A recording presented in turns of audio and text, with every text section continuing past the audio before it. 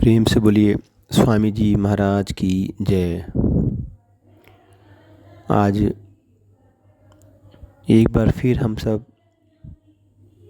स्वामी जी की दया से दैनिक सत्संग में बैठे हुए हैं और अपने गुरु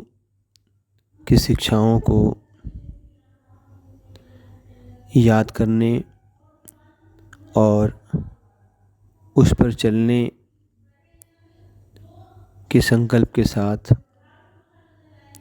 यहाँ एकत्रित हुए हैं। हमारे गुरु स्वामी दिव्यानंद जी महाराज सत्संगों में अक्सर शुरुआत में कबीर साहब की एक वाणी कहते हुए देखे गए हैं, जो कि इस प्रकार है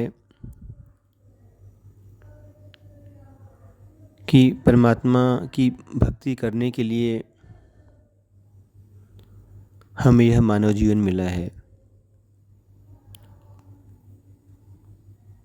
दुनियावी भोग तो हम सारी योनियों में करते हैं, लेकिन परमात्मा की भक्ति करना, परमात्मा की प्राप्ति करना, ये केवल मनुष्य योनि में ही संभव है।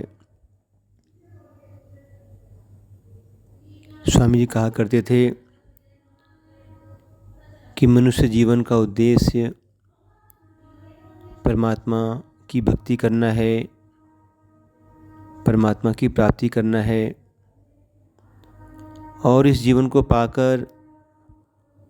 हमने दुनिया की सारी चीज़ें पाली, लेकिन परमात्मा को नहीं पाया तो हमने कुछ नहीं किया। कहा अरब खरब लौ द्रव्य हो, उदय अस्त लो राज, बिन भक्ति भगवंत के सभी नरक के साज। यदि हम अपने जीवन पे गौर करें तो हम केवल सांसारिक द्रव्यों, सांसारिक वस्तुओं की चाह में ही अपना ये जीवन बिता देते हैं, अपने सांसों की अनमोल पूंजी ख़त्म कर देते हैं। जब अंत समय आता है तब हमें पाते हैं कि हमारे हाथ कुछ नहीं आया। सोचते हैं कि जीवन में कई मौके आए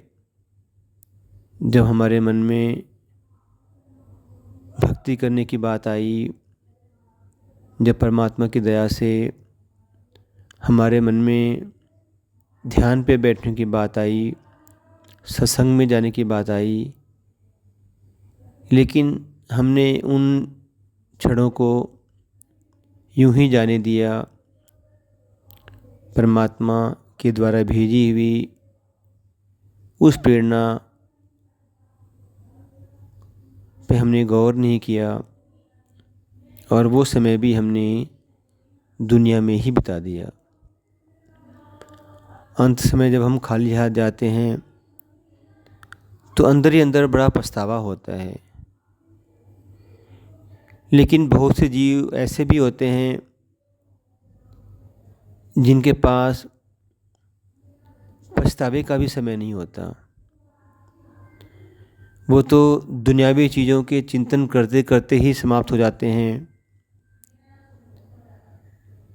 कि हमने ये नहीं कर पाए, हम वो नहीं कर पाए, हमारी ये इच्छा अधूरी रह गई, हमारी वो इच्छा अधूरी रह गई। जब संत महात्मा प्रभु की दया से हमारे जीवन में आते हैं तो वो हमें परमात्मा की राह पर चलने का, परमात्मा की भक्ति करने का रास्ता बताते हैं और कहते हैं कि इस जीवन में रहते हुए ही दुनियावी सारे काम काज, दुनियावी सारी जिम्मेदारियों को पूरा करते हुए भी हम परमात्मा की तरफ अपना ध्यान रख सकते हैं, परमात्मा की भक्ति कर सकते हैं, परमात्मा को पाने का उपाय कर सकते हैं। इसके लिए स्वामी जी महाराज समझाते हुए कहते हैं कि नामदान या दीक्षा देते समय जो तरीका भजन पे बैठने का बताया जाता है उस पर हम बैठें और परमात्मा से, उस धारा से जुड़ने का प्रयास करें। कहते हैं हमारा ध्यान जब माथे पर जाता है और हम मन ही मन मंत्र का जाप करते हैं तो गुरु की दया होती है और हमारा जो ख्याल है वो शरीर से सिमट कर ऊपर पहुंच जाता है। जब हम ऊपर उस स्थान पर पहुंचते हैं जहाँ पे पंडित जी तिलक लगाया करते हैं, जहाँ पे शिव नेत्र बना हुआ है, जहाँ पे माताएं बहनें बिंदी लगाती हैं, वो स्थान एक ऐसा दर है जहाँ आत्मा और परमात्मा दोनों का वास है। आत्मा इसी तीसरे तिल पे या ब्रह्मरंध्र में रहती है और यहीं से वो उतरकर संसार के फैलाव में जाती है, 9 द्वारों के माध्यम से बाहरी विषयों की तरफ जाती है और बाहरी कर्मों को करती है, बाहर से संपर्क में आती है। वो 9 द्वार 2 आँखों के, 2 कान के, 2 नाक के, 1 मुंह का और 2 नीचे मल और मूत्र के हैं। ये द्वार हमारी चेतना को, हमारे ख्याल को इस शरीर से बाहर ले जाते हैं, लेकिन इन 9 द्वारों से ऊपर माथे पर, दोनों आँखों के ऊपर जो 10वां द्वार है वो एक ऐसा स्थान है जहाँ पर एक पर्दा लगा हुआ है और वहाँ पे पर्दा लगाकर हमारी रूह को, हमारी आत्मा को नीचे 9 द्वारों में ढकेल दिया गया है। जब हम उस द्वार पे पहुँचते हैं और कैसे पहुँचते हैं, परमात्मा की दया से, गुरु की दया से,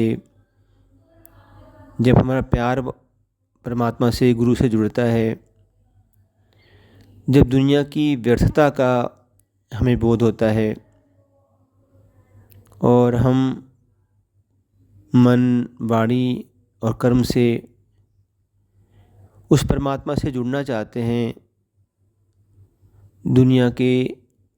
अनित्य और क्षणभंगुर सुखों से हटकर हम शांति की तलाश में होते हैं तो मन, वचन और कर्म की एकाग्रता उपलब्ध होती है और तब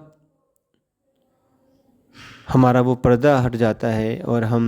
10वें द्वार में प्रवेश कर जाते हैं। वहाँ पहुंचकर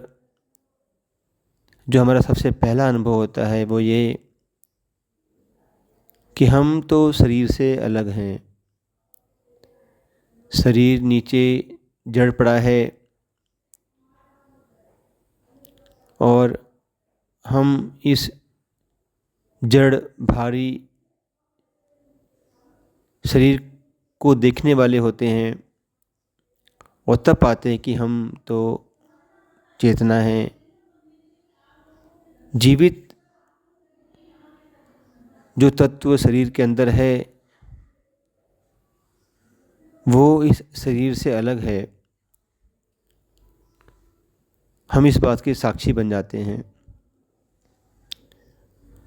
और परमात्मा की धारा, सनातन धारा जो सचखंड से नीचे आ रही है वो ज्योति और नाद की धाराओं के रूप में आ रही है। इस ब्रह्मरंध्र में, तीसरे तिल में, कहें 10वें द्वार में हमें प्रभु की वो धाराएं प्राप्त होती हैं, ज्योति और नाद की। और इन धाराओं के विशेष गुण हैं। ये धाराएं हमारी आत्मा का भोजन है। वेदों में प्रभु अभिव्यक्त धाराओं को अन्न धारा कहा गया है, जो हमारी आत्मा का पोषण करती हैं। जब ये धाराएं हमें प्राप्त होती हैं, विभिन्न प्रकार की रोशनी, लाल, नीली, पीली, सफ़ेद, जब ये हमें मिलती हैं, विभिन्न प्रकार के नाद, बादल के गरजने की, पानी के बहने की, हवा के बहने की, बांसुरी की, बीन की, जब ये आवाज़ें, जब ये नाद हमें सुनाई देता है तो हमारे मन पे जो विषयों के आवरण लगे पड़े हैं वो आवरण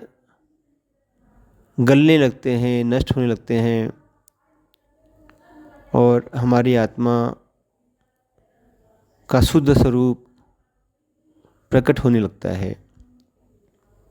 ये नाद की धाराएं जो ब्रह्मरंध्र में सतत धुनकारें दे रही हैं, उनको सुनते हुए हमारी आत्मा अंदर की यात्रा करती है और इन धाराओं का जो मूल स्रोत है, जो उद्गम स्थल है, हम इन धाराओं के माध्यम से वहाँ पहुँचते हैं और वहाँ हम पाते हैं कि वो स्थान चेतना का समुद्र है, आनंद का सागर है। और इस पूरी यात्रा में जो संत महात्मा हमें दीक्षा देते हैं वो साथ रहते हैं। 10वें द्वार से ही वो हमारा साथ देते हैं, अंदर प्रत्यक्ष होकर हमारे साथ साथ हमारी यात्रा कराते हैं और सचखंड जो हमारा निवास है, जो हमारा निज घर है, वहाँ पहुँचाकर वो अपनी जिम्मेदारी पूरी करते हैं। और उनकी जिम्मेदारी परमात्मा ने यही दी थी कि जीव जो मेरे अंश हैं वो इस दुनिया में जाकर मुझे भूल गए हैं और मन के वशीभूत होकर, काल के वशीभूत होकर वो भटक रहे हैं और तकलीफ़ में हैं। इसलिए जब हम मन के चक्कर में पड़कर, मन की वासनाओं के चक्कर में पड़कर जब दुख और तकलीफ़ भोगते हैं और परमात्मा को याद करते हैं, तो परमात्मा संत का रूप लेकर, संत के रूप में हमें मिलता है और हमें हमारे निज घर वापस लाने का मार्ग प्रशस्त करता है। इसी काम के लिए परमात्मा संत महात्माओं को हमारे जीवन में भेजते हैं। संत महात्मा हमारे प्रारब्ध कर्मों को अपने दया मेहर के सहारे आराम से भुगतवा देते हैं और अंतर में इन दिव्य चैतन्य प्रकाश, नाद और सोम की धाराएं देकर वो हमारे क्रियमाण कर्मों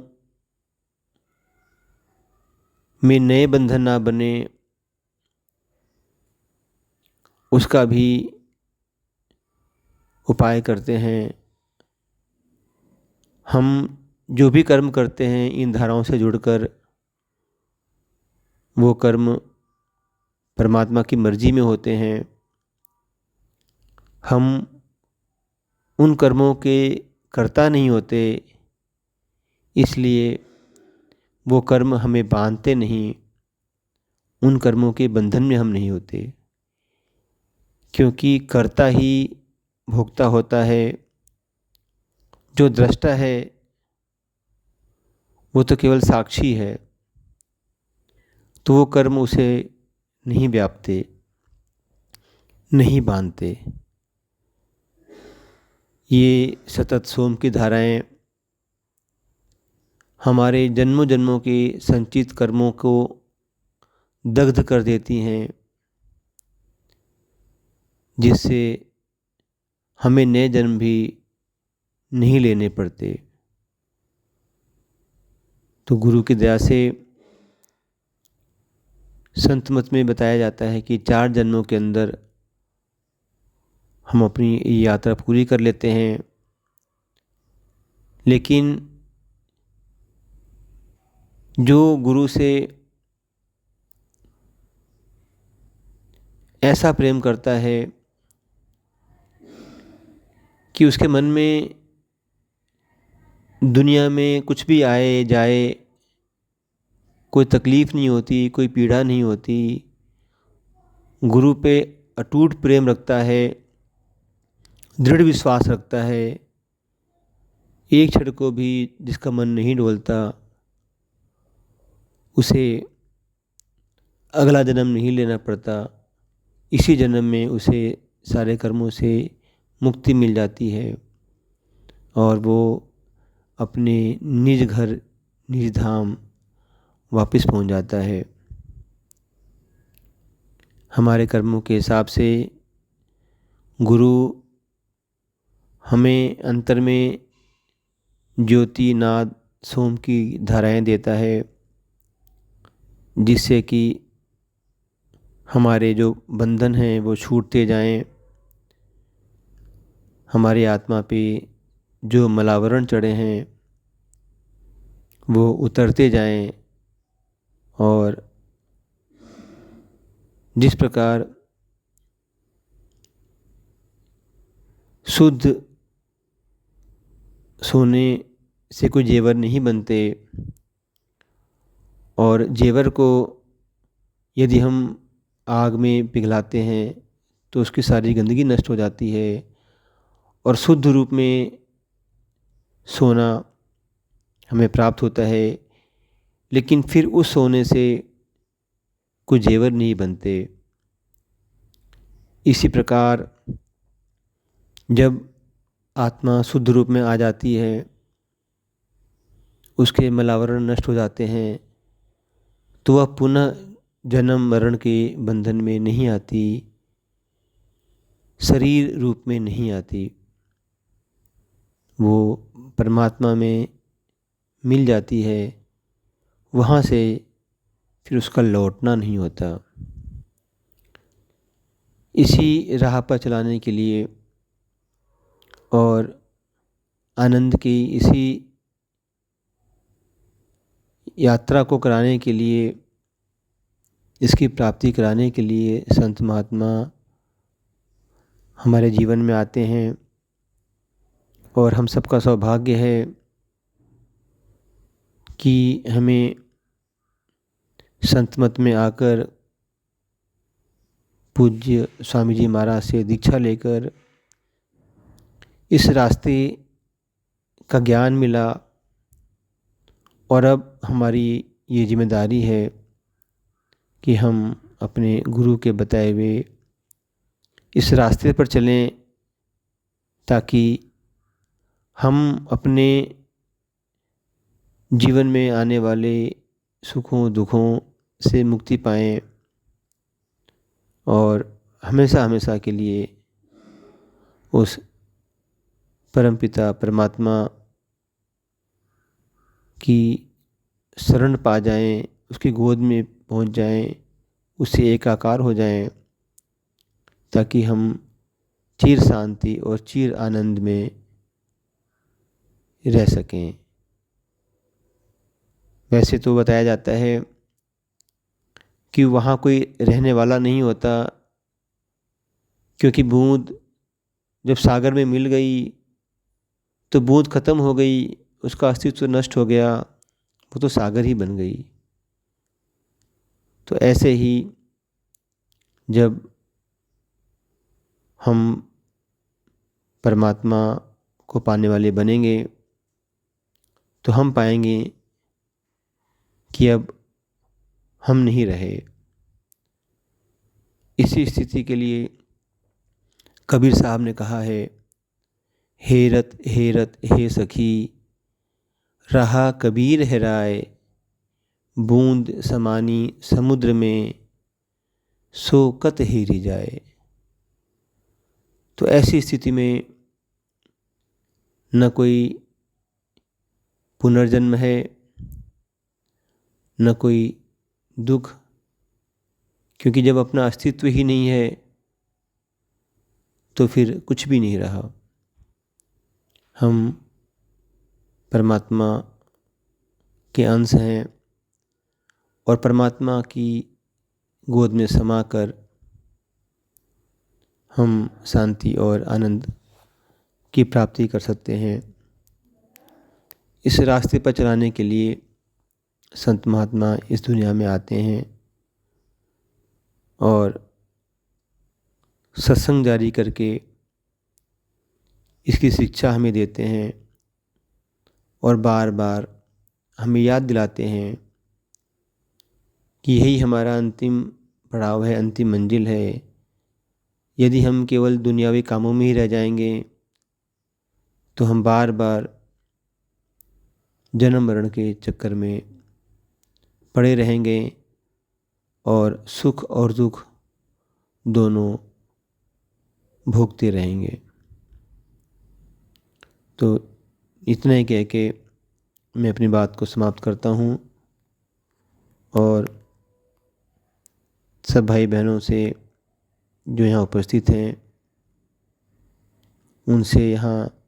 उपस्थित होने के लिए धन्यवाद ज्ञापन करता हूँ और प्रार्थना करता हूँ कि वो ऐसे ही सत्संग में आते रहें, गुरु को याद करते रहें और गुरु के बताए हुए रास्ते पर चलने का प्रयास करते रहें। प्रेम से बोलिए स्वामी जी महाराज की जय।